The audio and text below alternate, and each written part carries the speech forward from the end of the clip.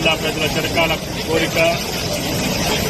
గత అనేక సంవత్సరాలుగా గోదావరి జలాలు ఖమ్మం జిల్లా బీడు భూములకు తరలాలని నాకు భగవంతుడు ఇచ్చినటువంటి అవకాశం మేరకు నా ప్రయత్నాన్ని నేను చేసుకుంటూ వస్తున్నా. ఎంతో మంది కృషి ఫలితంగా ఇచ్చినటువంటి అన్నదాతలు ఈ ప్రాజెక్టులో కష్టపడ్డటువంటి రైతులు భూములు ఇచ్చినటువంటి అందరికీ కూడా నేనందరికీ పాదాభివందనం చేస్తున్నా.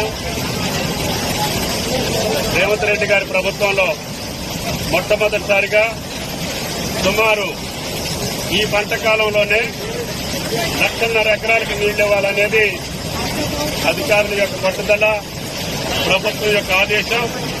మొన్ననే ఇరిగేషన్ శాఖ మంత్రులు, ఈ జిల్లా మంత్రులందరం కలిసి వచ్చి ఈ ప్రాజెక్టు పరిశీలించిన తర్వాత ఏనుకూరు లింక్ కెనాల్ చేస్తే తప్పకుండా వైరా ప్రాజెక్టు ద్వారా, లంకాసాగర్ ప్రాజెక్టు ద్వారా సాగర్ ఆయకట్టుకి కాకుండా మధ్యలో ఉన్నటువంటి చెరువులన్నీ నింపే అవకాశం ఉంటుంది. కాబట్టి ఎట్టి పరిస్థితుల్లో ఈ సంవత్సరమే గోదావరి నీళ్లు ఖమ్మం భూభాగాన్ని తాకాలని, ఆ పుడుమ తల్లి పులకరించాలని నా జీవిత కోరిక తీరాలని చెప్పి ముఖ్యమంత్రి గారు భద్రాచలం వచ్చినప్పుడు నేను ఆయన గారిని అడిగాను.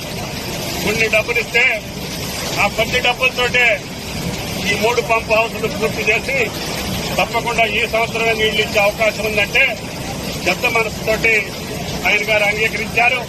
దాని ఫలితంగా ఎలక్ట్రిసిటీ బోర్డుకి కట్టాల్సినటువంటి నిధులతో పాటు మిగిలినటువంటి పెండింగ్ వర్క్స్ అన్నిటికీ కూడా నిధులు శాంక్షన్ చేశారు.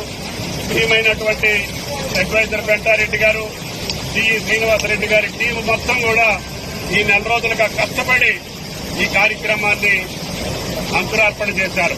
ఇది ప్రారంభం మాత్రమే. ఇందుట్లో 6 మోటార్లున్నాయి. 9,000 క్యూసెక్కులు గోదావరి జలాలు ఎత్తి ఈ కాలువలో పోసే ఈ